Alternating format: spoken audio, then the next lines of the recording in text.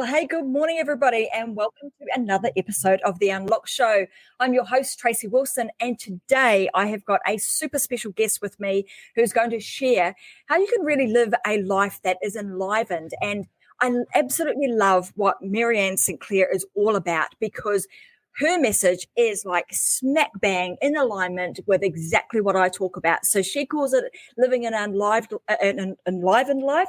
I call it living an unlocked life. So, we are both absolutely on the same page with our philosophies and what it is that we, what we do and what we preach about.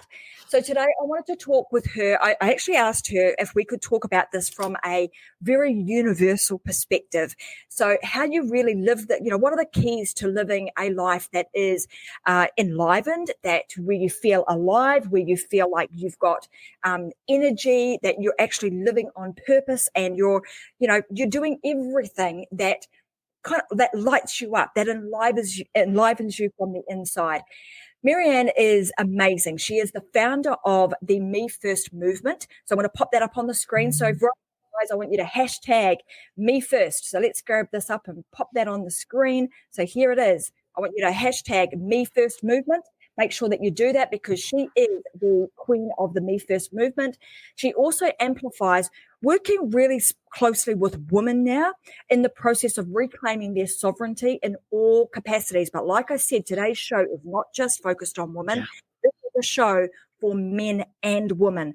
So we're talking about in the capacity of sexually, emotionally, financially, creatively, and relationship wise. She's internationally acclaimed. She's an expert in leading women into sovereignty through their bodies, so that they can fully live a life that is unlocked and enlivened, so that they can actually have it all. So welcome to the show, Marianne. So wonderful to have you here. Oh, it's great. From way over on the other side of the world, we both are, aren't we? Me in Florida and you over in Australia. It's just, or New Zealand or Australia. I apologize. Well, Australia now, but yes, you are spot on, because I was originally from New Zealand. So terrific. It is so wonderful to be here. And, as you read my bio, I was like going, yes, it's me first, everybody. We all need to make ourselves a priority. It's not just women. It is a universal from, not just genders, but it's everybody. We all need to make ourselves a priority to come alive and live a more fulfilled and fulfilling life. What I really love about this, Marianne, is because if I think back and given you've mentioned the fact that I grew up in New Zealand. Now, growing up in New Zealand is really that our culture is very like humble. You don't, the culture that we had was, you're not somebody who really does think about yourself. And if you do think about yourself and you put yourself first, I'm going to call it out, and I'm going to say that people would label you as being, selfish. So I want to cover that off and kind of get us, get our heads around this kind of label of, well, if you put yourself first, then therefore you are selfish. The second part of kind of my upbringing, and I don't know if a lot of other people can kind of resonate with this, is that you were to be humble. You were to not really talk about yourself in a way that was putting yourself out there or quote unquote bragging about yourself. So let's talk about this whole concept of, putting yourself first, and what does that actually mean, and why is that so friggin' important? Well, I can move forward and really dig in, because I went through a period where I was I lived as a people pleaser and as, really putting everybody else before myself. And what happened in that process is I didn't have boundaries. I didn't have ways to really nourish myself. I was trying to nourish myself by what I was doing for everybody else. And so it wasn't until I came to the point where I allowed myself what made me happy. I not allowed myself, but I began to refocus. What was it that really, truly made me happy? and what made me begin to come alive. So when you come from an external focus versus an internal focus, you begin to do everything for everybody else, and you begin to make your accolades more of what drives you versus what does it makes you feel yummy, good, alive.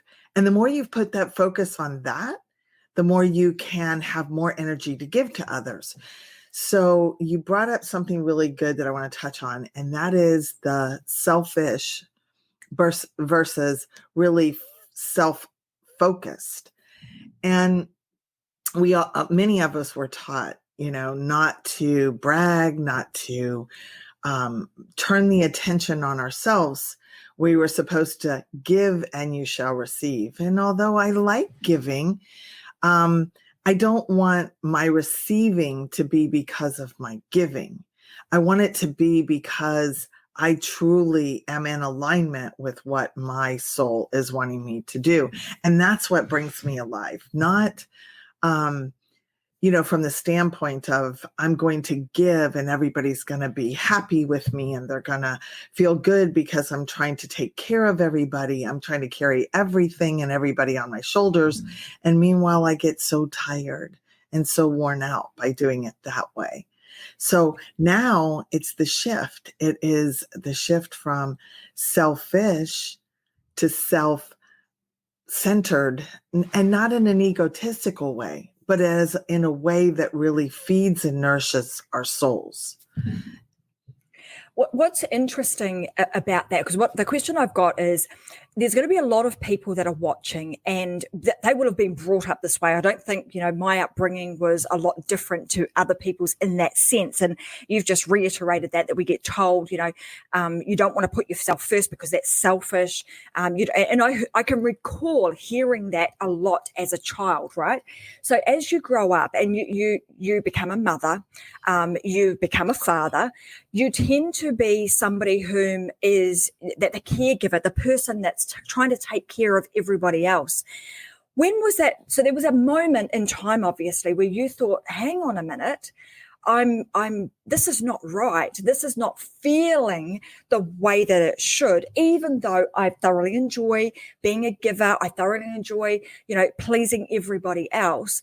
But somewhere externally, you were getting that recognition.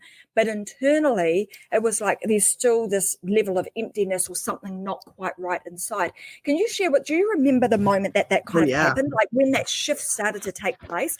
Because I want you to share that, because I think there's going to be a whole lot of other men and women who are out there thinking, I'm the man. I'm supposed to be the breadwinner. I'm supposed to be strong. I'm supposed to be doing all these things and looking after my family.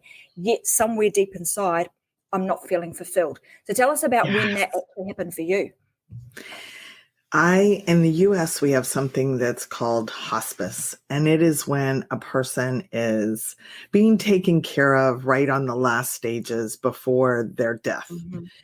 And I have a 23-year-old at that time who was chronically ill, and she was at the point where her body was not doing good. And I was at the point where I was burnt out, beyond burnt out. If you see pictures back then compared to now, there was this point where I'm there, she's dying.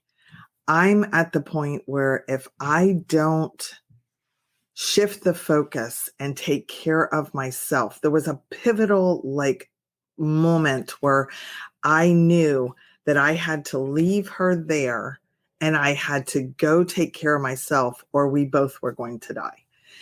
And that's really I don't encourage anybody to get to the bottom of the barrel where I did, because you can make it right now. There's mindset that goes into play. There's looking at some shadow work. Because for me, there were some unconscious things running in the background where I was, those things that you talked about, those myths and those beliefs that we took on as children.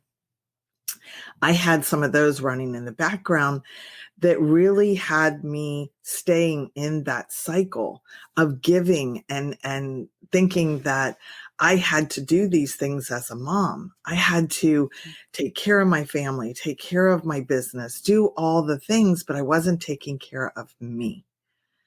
And I wasn't putting me first, and there was no self-love. There was only this, it was really a martyrdom, and it was really not pretty. And, I would want to find other people who were in misery at that point. Misery loves company. And, I can just remember that I'd be like, well, don't you see how miserable I am? I just want out of this misery, but I don't know how. And that's where, there's a pivotal and moment where I got help. I reached out to coaches. I reached out to others to begin to walk my way back out of, that bottom of the barrel and burnout. There's something, I mean, that's obviously, that feeling of responsibility and obligation and, all those things that we sort of take on, and I should be doing this because my role as the mum and the person that's supposed to, this persona that I've created to keep everything together, I must uphold that. And I think that point where you're talking about, martyrdom over, that fine line between being like that real martyr and I can handle all this and I've got it all together, but yet on the inside, things are starting to crumble. When you realized that were the case, and you mentioned that you sort of went, okay, I've got to do something about this. I have to turn the tide on this and start focusing on me, focusing inward. And then talk us through, like, what did you do to get some help? What did you do to help pave your way out of that misery? The first thing I did was I was listening to my stories, and I had collapsed everything into a we. And although we're told, to not be me focused, but be we focused and to be unified, it's not good, because I used to say, I would collapse my stories along with my daughter. I would collapse our stories into being, we are going to the doctor. We are in hospice. We are the family unit. And there was a point where I had to separate my child's experience versus my experience. And it's so often we, become one with our children when they're in the womb, and when men, hold this baby for the first time, and then we begin to have a we. It's imperative to separate that. It's imperative to begin to come back to your own sovereignty, your own identity, and then you can have as your leadership in that, as your own leadership in your own beingness starts to evolve, and your emotions start to evolve, and then you can bring it back to a unified we, but still everybody has their own experiences. We don't have to take on everybody. So I began by hiring a coach. I began by doing mindset work, shadow work. I began to really come into my body. And I talk a lot about embodiment because it's the fastest way. So the work I do now is really getting a person back in tune to their body, not spiraling up in their thoughts. I can get them out of that hell that they're in a matter of seconds by really bringing them back into the body and the breath. So breath work, embodiment work, feelings, sensations, and then looking at the mindset and the shadow work. And this work that you're talking about is something that no matter what situation you're in, that you can use this to get back to, let's call it center, get back into yourself, really, and that might sound a little bit woo-woo, get back into yourself, but, coming back to like the true, who am I and what am I about and what is it that I actually want to do with my life, as opposed to that kind of universal we. And it's interesting when you talk about that, like I'm thinking about, man, I've done that. And it's often because, and I can think about an instance where that actually had me come undone, right? So when I was very successful in my previous career, and I had been nominated for this award, and I went, and my thoughts were that I was going to talk about the universal we, about my team, and exactly what you were talking about, collapsing that together. So that was like, because that's what a strong leader, and that's what I'm supposed to do. It's not all about me, because that was what I was taught. And in fact, that lost me. It lost me that title, because the judges of that said, "Do you know what? You spoke a lot about what your team did, and not about what you did." So we couldn't differentiate between what was it that you actually had a part to play in that, as opposed to what the rest of your team did. So it's really interesting how this philosophy that you talk about can actually be so detrimental to us when we actually think that we're doing the right thing, and we're being very all encompassing and family oriented. Yes, because you're not stepping into your leadership. You're really, what you described over there was, you really devalued yourself. Yeah. And you devalued what you were bringing to the table. And there's a difference of boasting, and there's a difference of coming from ego versus really, really talking about your accolades and what you did and the job that we do. I find that, it's so often we want to sit back and we want to, think that we're not so strong and powerful. And there's a difference that I talk about, being power over someone. And we're watching a lot of that happen, especially in the US right now, over these last few weeks with the Capitol going, under siege and everything. Is there's so many people that aren't standing in their power, and they're thinking they need to have power over and control. And so have you ever, and I watch myself do this, I watch myself shift sometimes even now back and forth, and I'll catch myself. But do you watch with your kids when all of a sudden, or leadership, your teams or something, where all of a sudden you got to feel like you got to go, roar, and you got to come up to make them do what you want them to do, rather than center yourself, come into your body and into your true power in your heart, connect those two things. And you can do it really simply once we work with, and develop that muscle, but not to go into that need to control and be power over someone or something. But really what you're talking about is, if you had stood up there and you had been in your power, you would have conveyed your strength and your genius, and it would have come across, versus being so meek. We want to collapse and not be. So be our true light. That quote that Marianne Williamson said, it's our true light that we're afraid of. And I think we really need to, at this particular time, as we roll into 2021, we all need to know how to be powerful, how to be our true self, and not, all mixed up into being meek, mild, and being we need to be me. Mm-hmm. Absolutely. So one of the next part of this that I want to talk about, because once somebody realizes that, hey, do you know what, this is how I'm feeling, and I need to kind of get back to, I want to focus on me, because I realize and I understand that is the pathway, that is the thing that is going to lead me to living my enlivened life. But come with that is the the feeling of guilt and shame, and often, you know, because there is a transition point, right? It's like we have this acknowledgement that, hey, this is what I've got to do.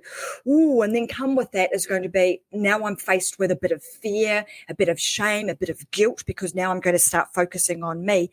How does one deal with that? It's a process. It's a muscle. They come across.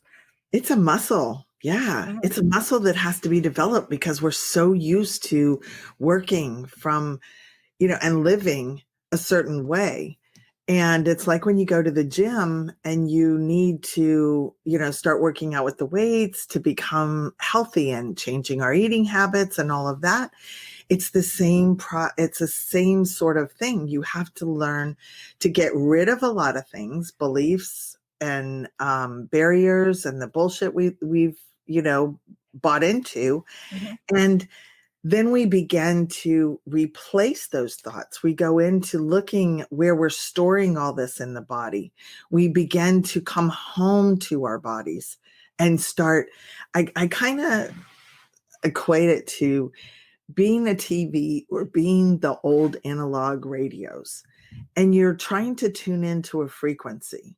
And our body is a transmitter. Our body takes in all this information, and it takes and, you know, creates a life based upon what it is that's stored in here, kind of like the hard drive on your computer. And so when you begin to change those frequencies, get rid of things that don't work anymore, you begin to change your mindset, you up-level your leadership, up-level your emotions, be able to come from a different place with your feelings and emotions, then you can be that receiver that tunes it in, and you're like a 5D TV that's like so crisp, and you're getting all kinds of new information. But if you're trying to do it from the old mindset and the old way that you're operating, it's not going to work. You're going to continue to spiral. You're going to try to run from it. You're going to try to, you know, it's like the lion is chasing you and you're trying to run from it and you're spinning up in your head. And then all of a sudden you go, gosh, who am I? Where am I? I don't even recognize myself. Mm-hmm. And I hear that over and over and over again. I'm like a ghost in my body. And so we develop, you know, a system that walks you. I have a plan and a program that helps walk you through that, get you back in your body, changes your mindset, works with your emotions. And then you're a completely different person. All of a sudden you like have more energy. You have opportunities coming to you because you're not the same person.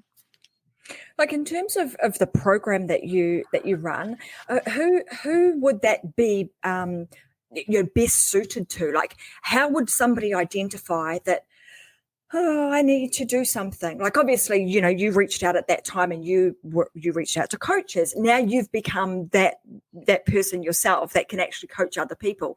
So if somebody first point, recognition or acknowledgement, then like obviously the next step is to get in touch with you. So I'm going to pop up your website so that people can actually do that. But do you want to share with everybody like who that program would be for? So I'm going to pop that up and you can use this opportunity to tell people like how do they do this? Because the reason I'm allowing you to do this is because I feel so strongly about this is a really needed.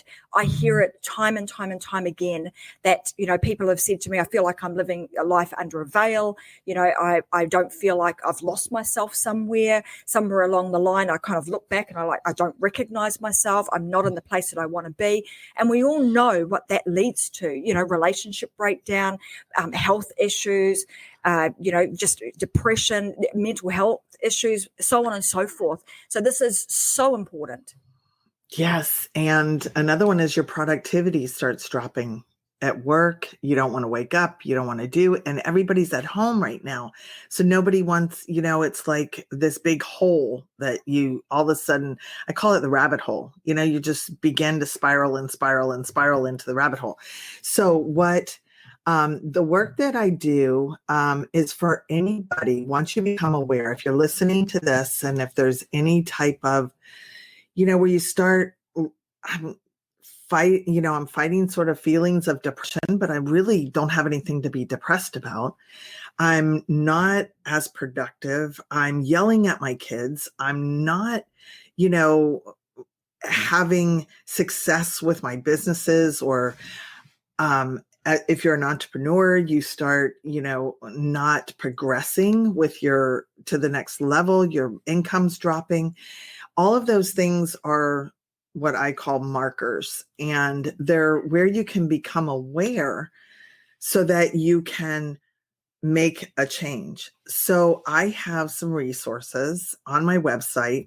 It's in redevelopment, and when you go there, there will be a work with Marianne, and there's also a where you can put in to live. I call it an orgasmic life. But you can look at it and you can begin to self-identify. And I would love working one-on-one with people. And then I have a 12-week group program. So you can begin to find yourself, come back home to your body, be able to show up for your kids, your business, your life in a whole new way.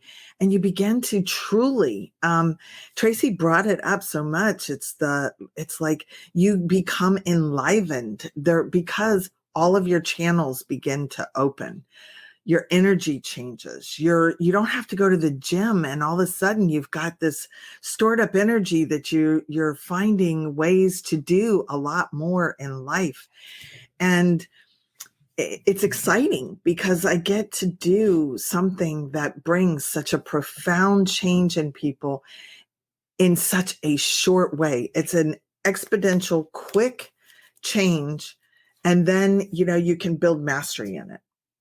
Mm-hmm. So one of the things that we talk about a lot, so in terms of like living your life unlocked and finding your voice, and very much the show now is about helping people, like particularly in 2021, finding like the authentic you and speaking about what it is that you believe in, what it is that you can help somebody else with. And obviously in a show like this, it means I can bring, experts like yourself on, Marianne, and I'm able to create a platform for you to share. But one of the things that I see holding people back, that they are fearful of actually getting to the point of, now I do want to speak, now I do want to impact other people's lives, now I do want to make a difference to this world, is the fact that they're kind of disconnected with who they are. And so I think what you're doing is allowing people to kind of recognize, settle in, that is the authentic me. I've found the true me, and now I'm able to awaken that hidden potential inside of me, speak about that, and feel really empowered with moving forward with momentum and excitement with my life. Absolutely. And I call that the legacy. I call that we've been taught that legacy is like this big thing that, what kind of philanthropic endeavors, and it has to be a multi-million-dollar foundation. But truly your legacy is when you are coming into that power and the fullness of who you are, the ripple effect that you begin to do with your children. What kind of a mother or father do you want to be? You have to be it right now. You have to be the leader that you want to be right now. And so this gives you the mechanism to be that now, not something you're waiting to create in the future, not something you're trying to make happen, but it starts with right now, who are you being and who are you calling yourself forth to be? And not from a place of force and not from a place of imagination, fake it till you make it, but truly coming back into alignment with who you are and then bringing that gift to the world. Changes the world when we're living our authentic, when we're being our true authentic self. Absolutely. And the great thing about that, like particularly from a visibility, and I talk about this a lot on the show, about how to sort of differentiate yourself. the easiest way to differentiate yourself in your marketplace is to be authentically you. So when you adopt that and you take those philosophies on board and you can get in alignment with who you are and just be authentically you, you immediately eliminate all competition, because there is nobody that can compete with you. They can compete with you when you are trying to be somebody else or trying to be like somebody else. Yeah. But if you are just being you, you have no competition, because nobody else can be like you. True. So true. And I it's like the old saying, flies to honey, or, it's like they'll just come to you when you're being truly your magnificence and you're not watering it down. You're not trying to be something to everybody, but you're being who you're here to serve by being you and living your authentic self. So I heard something yesterday or the day before on Clubhouse that I'd like to share for just a second. Absolutely.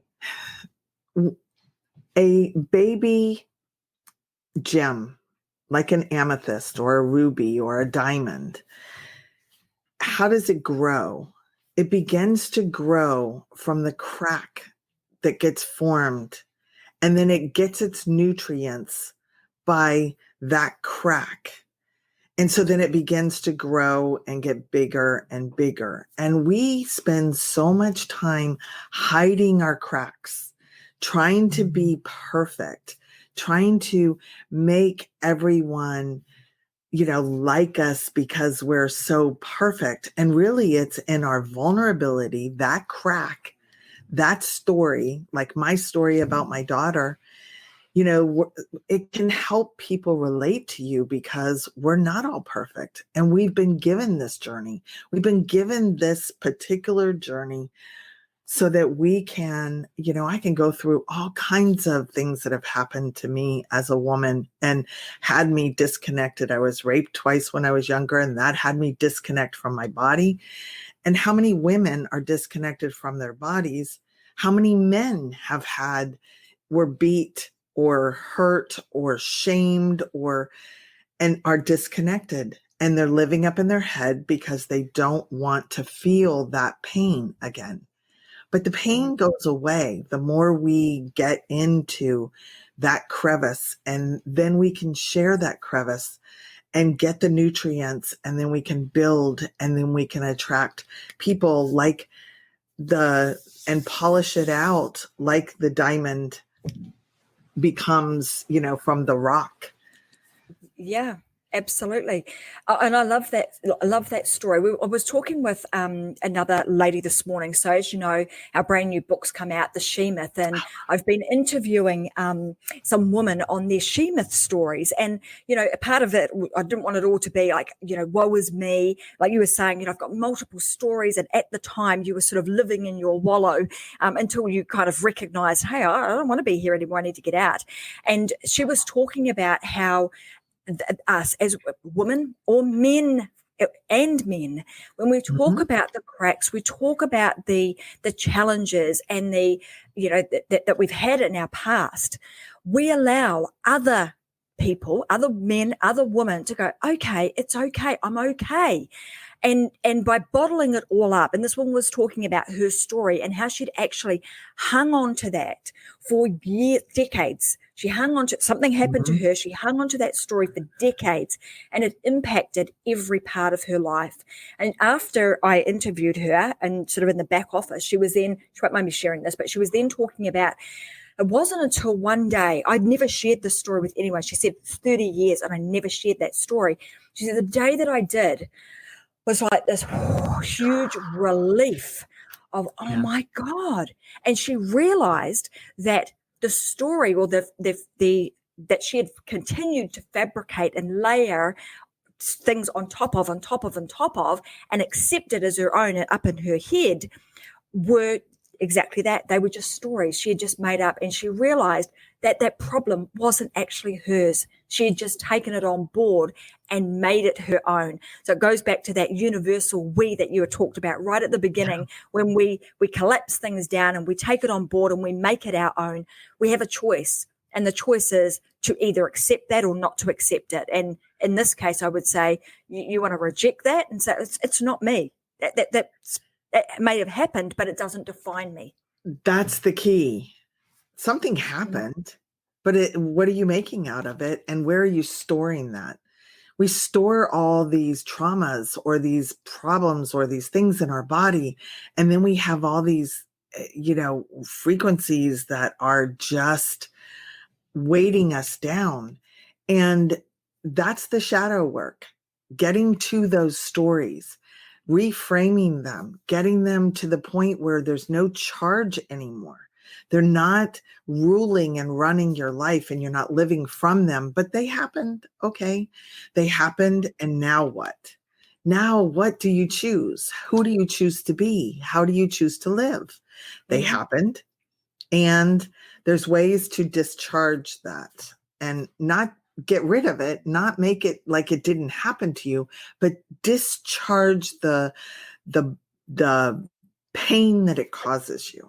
Yeah, it's the power that you gave to that. You're going to take that power back, own it yourself, and discharge it like you're discharging a bomb, really, aren't you? Because otherwise it's like having, you're taking these things on board. This stuff happens to you. It's like having a whole lot of grenades sitting in your body in places that have still all got the pin in them, waiting to be let go. Detonated. And if you can completely discharge, not allow them to be detonated on an ongoing basis, but just discharge them and allow it to just dissipate, then you don't have to carry that with you anymore. Because I find this is just such a fascinating conversation, because as I've got a little bit older and got sort of really started to think about and do more research on this work, just those, the thoughts and the things that happen to you and you're taking them on board, them being able to be manifested into something else, into a disease or dis-ease in some way, shape or form. So it's so important that we recognize those and do the internal work that we need to do to disarm them and take out and own our own power. It's kind of like if you had a toaster and you had it plugged into all these different things, you've got your energy going to a bunch of things. And so when you begin to bring all those back and then you have more power right within you to do the things that you truly want to do. You're not, having everything plugged into what happened to you at age 6, what happened to you last week, what your boss said, that job that you didn't get. Trauma comes in so many ways. It doesn't have to be from a physical, rape or molestation or something like that. It can be that teacher that told you, you were never going to be something. And so you live your life out of that. You want to be something, but you never can achieve it because you're believing that. Trauma is one of the most, it's something we should really pay attention to and really begin to find the traumas and begin to do that shadow work and come alive. Absolutely. Well, I love having these conversations with you, and because it's so fascinating and it's such an important topic. I want to give you an opportunity to kind of leave today with something that you would like to share with everybody. Maybe it's a quote, maybe it's a piece of advice that you might have given yourself, 20 odd years ago, or a piece of advice that you think would be really useful for them today. Listen to your body.